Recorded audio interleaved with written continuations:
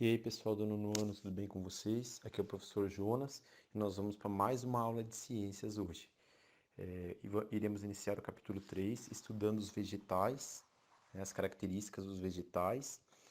E eu gostaria que vocês fossem lá na apostila, na página 237, né, e respondessem aquelas perguntas sobre os vegetais.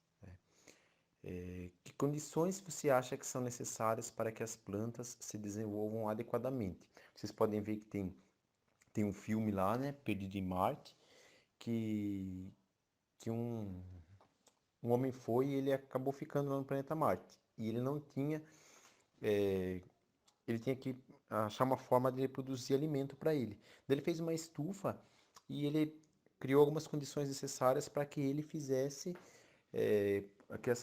produzisse alguma coisa para ele comer, alguma planta no caso, né? Daí lá tem as condições para que para que a planta pudesse assim produzir, né? E quais são essas condições, né? E condições vocês acham que é necessária para que as plantas se desenvolvam? O que ela precisa, né? A gente sabe que a luz solar é uma delas. O que mais, além da luz solar, que é tão importante? Depois tem a letra B também. Qual a importância das plantas para a vida na Terra? Ela tem grande importância. Qual é essa importância? E a letra C, como você descreveria um vegetal? São três perguntas bem pessoal. Eu gostaria que vocês respondessem com a palavra de vocês, ok? E daí vocês vão ir para a página 238, né, com o título lá do texto, Características Gerais dos Vegetais. Daí tem o Paulo, que é um menino lá, que ele vive numa comunidade ribeirinha. E ele utiliza muito dos vegetais, ele e a família dele, né? Lê o texto lá e eles utilizam grande parte dos vegetais para fazer a casa deles, na comunidade, que é feito do tronco das árvores. Utilizam a castanha, que é do vegetal também, utilizam a mandioca, a mãe deles está utilizando lá. Daí tem duas perguntas, eu gostaria que vocês lessem lá sobre a família dele e respondessem essas duas perguntas na página 238. Daí, página 239 tem uma atividade prática que não precisa fazer, porque a gente está em tempo remoto, né? Tá um pouco mais complicado fazer, não precisa. E eu gostaria que vocês lessem o texto lá, né? Observassem a célula lá da página 239, numa célula vegetal, com todas as organelas dela, né? E depois observassem o tema de hoje, que é sobre raízes, né? Que é uma característica do vegetal que hoje esse tema central vai ser a raiz, no qual a gente vai estudar. Daí tem três fotos lá, né, A, B e C, que mostram três raízes: o aguapé, o salsão e a falsa seringueira, né? Então vocês observam lá, né, e vê onde se encontra a raiz dessas três plantas.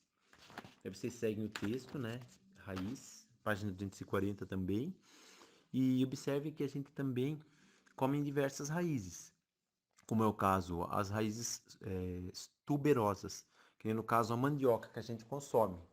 É uma raiz que a gente come, além da mandioca, a beterraba, a batata doce, a cenoura também. E daí tem o conjunto de raízes do vegetal é chamado sistema radicular. Então, o sistema radicular ele pode ser de duas formas. Vocês podem observar aí na página 240. Tem a raiz, o sistema radicular que é o pivotante, axial ou pivotante no caso, como vocês vão ver no vídeo lá depois, e o sistema radicular fasciculado ou de cabeleira, ou seja, cheio de cabelinho. E esse sistema radicular pivotante é uma raiz maior que a raiz principal, que forma o eixo central dele. E depois tem algumas pequenas ramificações nesse eixo principal. Depois tem o sistema radicular fasciculado, onde não tem uma raiz principal, ou seja, as raízes elas são em forma de cabeleira mesmo, um cabelinho, né? Ele é fasciculado e apresenta o mesmo diâmetro, ok? Depois, eu gostaria que vocês seguissem lá, né, e observassem a raiz, a representação da estrutura externa de uma raiz, né, que ela tem a zona pilífera, né, que ela absorve as substâncias, os nutrientes para que a planta possa crescer. Tem a região de alongamento celular das células dela, a coifa, que é a pontinha dela, que auxilia para perfurar o solo, para a plantinha crescer. Depois também, segue aí, página 241, algumas raízes modificadas, que no caso elas são chamadas de pneumatófaros, né? Que é muito encontrado nos manguezais. Vegetação de mangue tem essas raízes que elas, perto da praia no caso, o solo ele quase não tem oxigênio. Daí elas precisam subir a superfície para que possam respirar oxigênio. Daí as plantas modificam suas raízes, no caso da vegetação do mangue. Então, espécies elas têm os pneumatóforos, no caso, geralmente perto da praia, né, que a água sobe muito, daí a raiz não consegue respirar, daí ela sobe, a raizinha dela são chamados pneumatóforos. Observem lá na página 241. E daí, fechando na página 242, finalizando aí, tem algumas plantas também que têm as raízes aéreas, que é no caso das orquídeas, essas plantas que elas ficam nas árvores, né? Pode ver que a raizinha dela, ela fica na casca da árvore. E daí elas fazem a fotossíntese por essa raiz dela. E além dessa raiz modificada e aérea, tem algumas raízes especializadas chamadas austórios, que no caso assim é uma planta chamada cipó-chumbo, a erva de passarinho. Essas raízes, elas penetram outras plantas e sugam delas os nutrientes necessários, tá? Elas ficam tipo uma parasita na outra planta, ok? Então, pessoal, assistam a aula aí, ouçam o vídeo e qualquer dúvida, me mande mensagem no privado, ok? Fazendo as atividades que eu marquei na comanda para vocês, ok? Até mais, abraço e bom estudo a todos.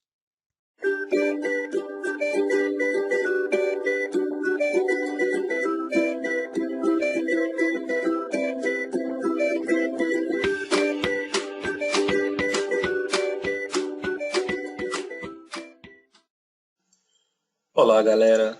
Sejam bem-vindos aí a mais uma aula do Planeta Biologia e o tema é raízes. Nessa aula a gente vai dar uma olhada aí um pouquinho nas suas funções, nas suas características, na anatomia e os tipos de raízes. Bom, a raiz é um órgão que não possui clorofila, é um órgão aclorofilado, significa dizer que ela não realiza fotossíntese. Em geral, ela é um órgão subterrâneo, certo? Ela vai se localizar abaixo da superfície do solo ou outro tipo de substrato. As raízes também têm a função de fixar a planta no solo. Elas absorvem do ambiente água, sais minerais que vão formar o composto denominado seiva bruta. E também tem capacidade de absorver oxigênio para a respiração das células da raiz, certo? Essa é uma outra das funções dela. Aqui a gente vai dar uma olhada na anatomia da raiz e existem algumas regiões, certo? Como a zona meristemática, uma zona de crescimento, uma zona de alto crescimento, né, com muitas mitoses, a zona lisa, a zona pilífera e a zona suberosa. Essa região aqui, a coifa, que está na região meristemática, a coifa é como se ela fosse um capuz que protege a ponta da raiz contra o atrito com as partículas do solo e contra o ataque de micro-organismos. No seu interior existem células que se multiplicam e promovem esse autocrescimento da raiz, né? Na região lisa ou na zona lisa, ou de crescimento, também pode receber esse nome, ocorre o alongamento das células, resultando também no crescimento da raiz. A região pilífera, com pelos absorventes, por isso desse nome, pilífera de pelo, ou também chamada de região de absorção ou zona de absorção, é onde crescem pelos bem finos, prolongados, que são prolongamentos da raiz e responsáveis pela absorção da água e de sais minerais que estão no substrato, na maioria das vezes o solo. A zona suberosa ou região suberosa, também chamada de região de ramificações e subramificações, essa região, certo?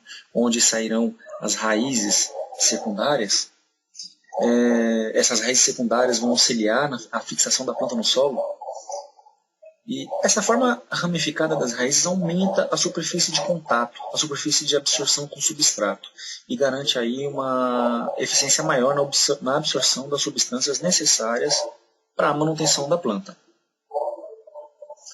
Bom, em relação aos tipos de planta, a gente pode classificar ela quanto à origem.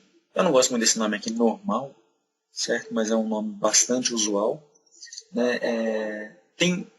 Ela é chamada assim quando tem origem a partir da radícula do embrião. A radícula do embrião é aquela raiz primordial, aquela parte do embrião que vai dar raiz. Aquela experiência do feijão, quando começa a sair a primeira plantinha ali, quando a plantinha começa a sair, aquela região que vai se fixar no substrato é chamada de radícula. E a adventícia, certo? Que origina-se a partir do caule ou das folhas. E a radícula acaba se atrofiando. A adventícia, que ela não vai se fixar no solo, ela não vai ser subterrânea, certo? Essa daqui é um exemplo de raiz adventícia, e aqui temos um exemplo da raiz mais comum. Podemos classificar a raiz também quanto ao habitat. A seta aqui está meio feia, viu? Mas dá para entender. Quanto ao habitat, ou seja, pode ser subterrânea, né? Do tipo axial ou pivotante, nas angiospermadicotiledôneas, onde a planta vai possuir uma raiz principal, de onde partem raízes laterais. Tá aqui, ó, axial de eixo, certo? Fasciculadas ou cabeleiras, muito comum em monocotiledôneas, e é formada por raízes finas que se originam diretamente do caule. E as tuberosas, que a gente tem como exemplo aqui, a cenoura, são aquelas raízes que formam um tubérculo e tem capacidade muito grande de armazenar carboidrato. Podemos classificar ela também, como eu já disse, né, quanto ao habitat, continuando aí em relação ao habitat, as raízes aéreas. Raízes estranguladoras são adventícias, certo? Que abraçam outro tipo de vegetal estrangulando. Aqui a gente tem um exemplo, certo? Essa raiz, inclusive, esse tipo de planta, inclusive, pode matar o vegetal. As grampiformes, que também são adventícias, em forma de grampo, que fixam a raiz nesse substrato. Aqui no caso, né, o substrato não é o solo, então a própria planta acaba sendo o substrato. E pneumatóforo, pneumo de ar, certo? São as plantas respiratórias, são plantas muito comuns, esse tipo de raiz é muito comum em mangue. E ela tem o fototropismo positivo, o geotropismo negativo. Eu já falei sobre isso em outra aula, quando a gente falou sobre fito-hormônios, né? Fototropismo, ela cresce em direção à luz, né? Fototropismo positivo, geotropismo negativo, em vez dela crescer para o solo, ela cresce contra o solo, ou seja, ela cresce para cima, digamos assim. E ela tem capacidade de absorver oxigênio para as plantas, para a parte submersa. Em relação ainda às raízes aéreas, a gente tem um austório, esse tipo de planta aqui, esse tipo de raiz, né, que penetram em tecidos vasculares da outra planta e sugam a sua seiva. São plantas parasitas, elas parasitam a outra planta. Também a gente tem a suporte ou escora, são tipos de raízes que auxiliam na sustentação da planta, são raízes aéreas, né? Então elas saem do caule, a parte aérea, e vão fazer aí uma sustentação, vão auxiliar na sustentação da planta. E tabular, esse tipo aqui, né, que promove o aumento da sustentação da planta. Bom, você está vendo aí que a sustentação é uma função bem importante da raiz. Raízes aquáticas. Aqui a gente tem o exemplo de aguapé, Vitória Régia, tem a elódia também, que é uma outra planta aquática bem comum, de aquário, ela é muito comum em aquário. E as raízes aquáticas possuem um parênquima aerífero. Esse parênquima vai ajudar na flutuação da planta, que essa planta, a parte da planta fique fora da água, certo? Não fique submersa, ajudando aí na sua flutuação. Bom, se você tiver alguma dúvida, deixe nos comentários. Se você estiver assistindo essa aula pelo YouTube, eu vou deixar o link dessa aula lá para o site, onde tem um texto, tem outras imagens, e tem também esse slide. Se você é professor e quer passar esse slide em sua aula, ele vai estar lá disponível. Se você é um aluno que quer passar isso no seminário, quer mostrar isso no trabalho, também vai estar lá disponível, certo? Valeu, até a próxima aula e até mais.